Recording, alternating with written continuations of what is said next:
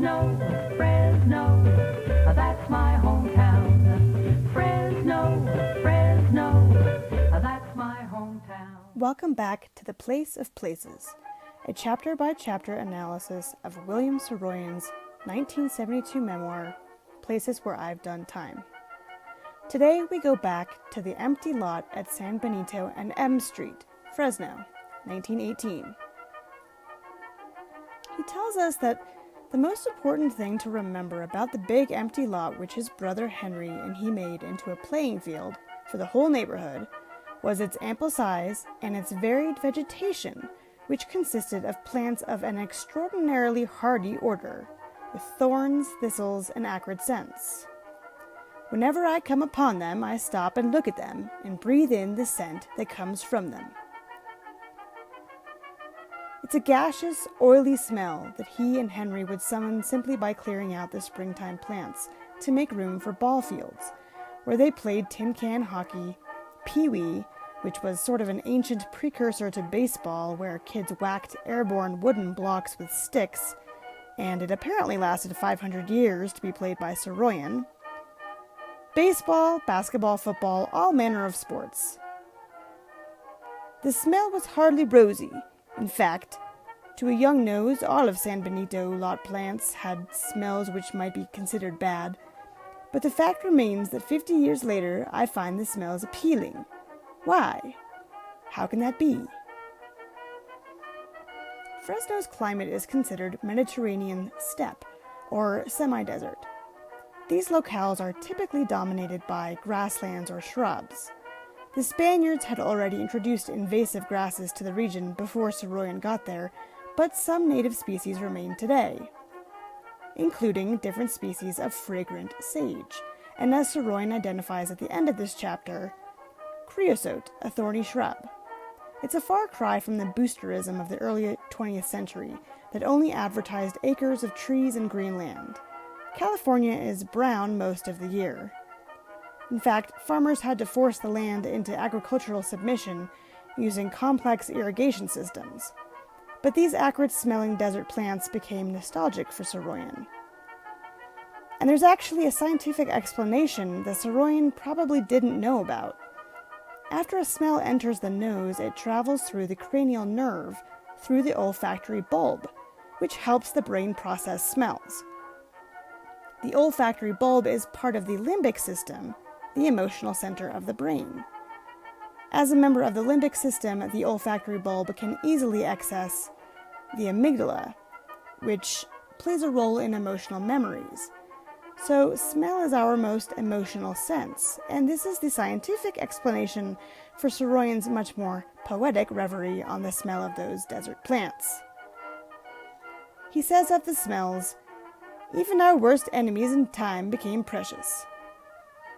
Those smells that so offended a 10-year-old kid had become symbols of those great days on San Benito, where we learned about in chapter 24. San Benito, where he found family, friends, community, and a life's aspiration to write. Everything associated with that substandard house eventually became a point of pride, and not just to William, but to others who lived on the street, including his cousins, the Manassians.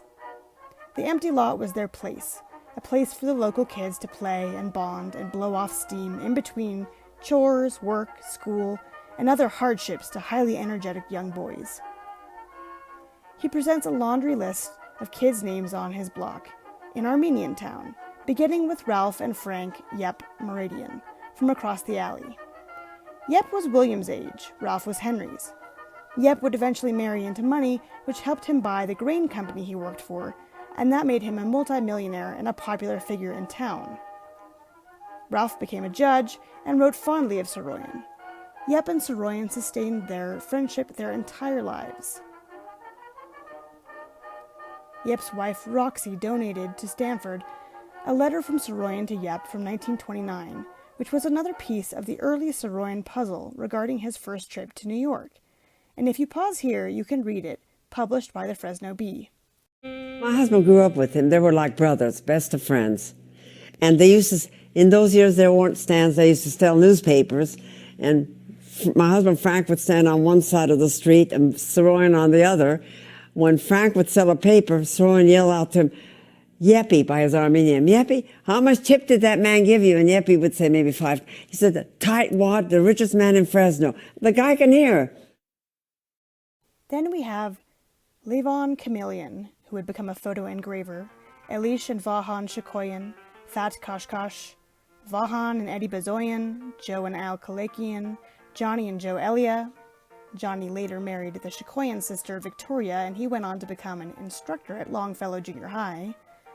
Lionel Simonian, who excelled at piano, Joe Sargis, an Assyrian whose name Saroyan used in his story 70,000 Assyrians, Eddie Amarian, Charlie Barsum, and from other neighborhoods, Mark and Al Nidavar, who we learned about in Chapter 9 and also in Letters from 74 Rue Tebu, and Willie Ryan. All these kids he pays homage to, and more without remembered names. It's like a poem of names dedicated to the innocence of lost youth. Many of these people made it into his stories by name, or with pseudonyms, like in My Name is Aram. Around 1930, he wrote the manuscript Follow, about a young man following in his father's footsteps, pursuing his destiny. It featured characters from his life, including Yep Meridian, and is a very early example of Saroyan's strong voice and how he immediately memorialized his old friends, and never really stopped doing that until he died. The Fresno Bee published the story for the first time in installments for Saroyan's centennial in 2008. Forever Saroyan also holds the manuscript in its collections.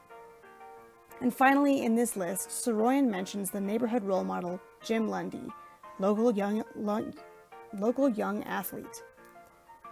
Lundy appears in Sons Come and Go, Mothers Hang In Forever, in a chapter called Whatever Happened to Jim Lundy. He appeared in the morning moving like a tiger, lithe, hard, supple, swift, and with that unmistakable grace of the great man that informs younger men, also great. Here he is. Here's the model in the world. Never mind the father, if you have one on the scene. Never mind the mother's kid brother, or the father's kid brother, if they also happen to be on hand. Never mind the members of the family. Jim Lundy is the model of the powerful man who is of the whole world itself. So many of the boys had lost fathers in those years, whether to illness or to accident. A boy like Lundy probably did serve as a surrogate father figure for many of those boys. Certainly his Anglo name suggests that he was the all-American type that immigrants may have wanted to emulate in their effort to assimilate into mainstream culture. Though he lived in their part of town, he was an aspirational symbol and tells us something of the culture of the time as well. This chapter is filled with such tangible life. The boys who today you can find by name in historic newspapers, and those plants that still fill the dry cracks of the valley. Every spring in the empty lot, there they were again, the powerful desert plants shooting up into handsome forms, with strong branches and leaves and blossoms, making a clean smell that I never suspected might someday seem to be the best smell I would ever breathe into my lungs. The empty lot made appearances in several of his stories. Though he calls it empty, it was always full of life, whether it was boys playing or the plants that grew there. The empty lot is a symbol of innocence and of minds uncluttered by the need for money or station. It was a place of equality among peers. Even Jim Lundy congratulates Willie on a good throw. It was a place for hope, or maybe just a place to run away from all expectations. You could be anything in the empty lot. You could be all-American, or you could be all-Armenian. It was Saroyan's field of dreams, and once you see it in one story, you start to see it in many of his other stories, in one form or another. It was a literal place, but it was also one of his most figurative places throughout his writing. Every place and places where I've done time was put in the book for a reason.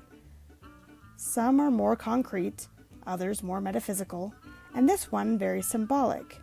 This place conjures the reader's own sweet memories and the smells that bring us back in time ourselves.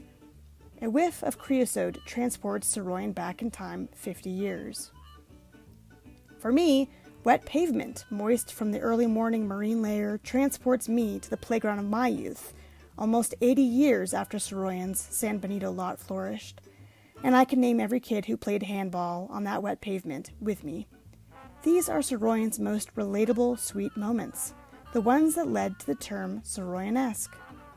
In fact, when reviews for Places Where I've Done Time came out, it was excerpts like these from these sweet chapters that critics praised the most. A return to the form of My Name is Aram or the human comedy that had endeared him to the public in the 1940s.